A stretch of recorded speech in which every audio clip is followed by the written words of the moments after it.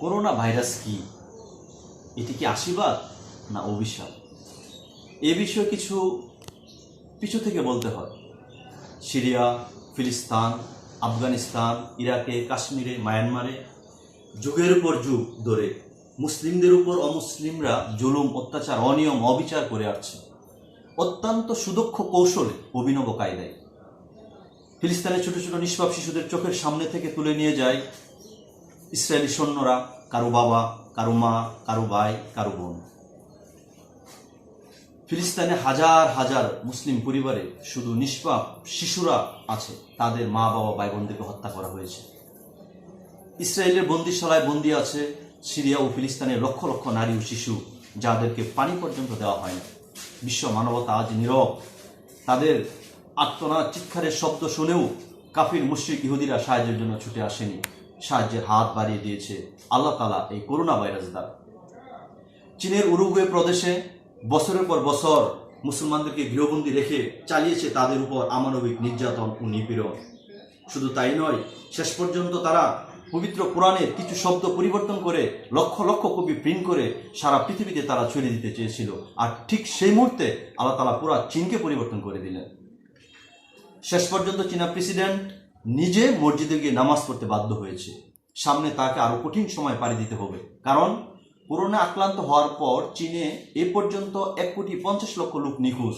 তারা কোথায় এবং এই করোনা ভাইরাস চীন নিজে ছড়িয়েছেন কিনা এর হিসাবও তাকে একদিন কষতে হবে।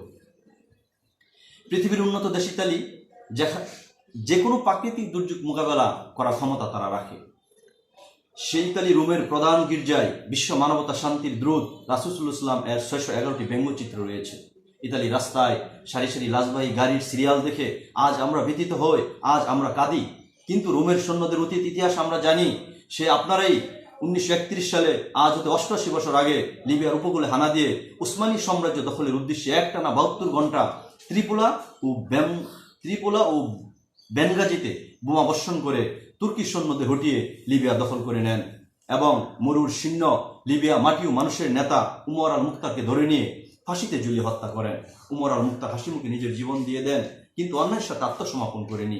আমরা সে নির্যাতিত মুসলিম। ইতালির প্রধানমন্ত্রীর বক্তব্য, করোনার জন্য পৃথিবীর সমস্ত প্রচেষ্টাই শেষ। এখন আকাশের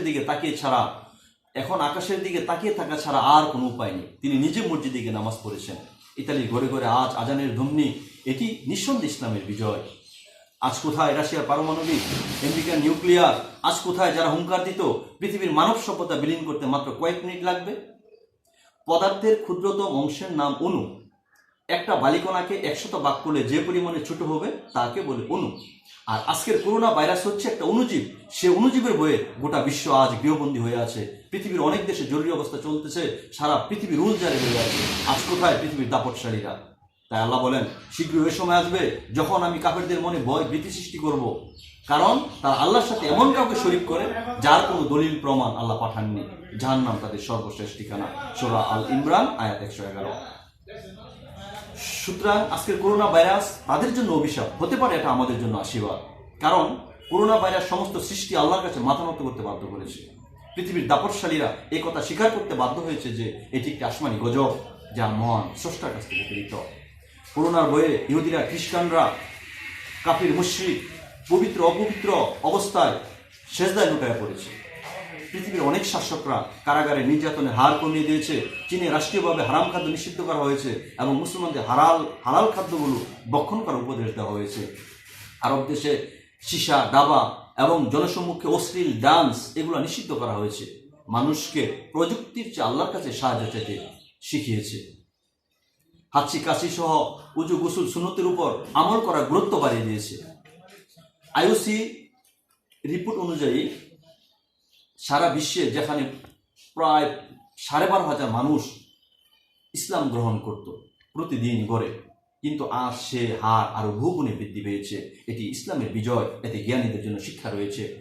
করোনা ভাইরাসে আমরা আতঙ্ক না হয়ে সবাই সচেতন হব এবং রাষ্ট্রীয় দেওয়া নিষেধগুলো আমরা পালন করব, তবেই আমাদের জন্য, দেশের জন্য, জাতির জন্য মঙ্গল বয়ে আনবে।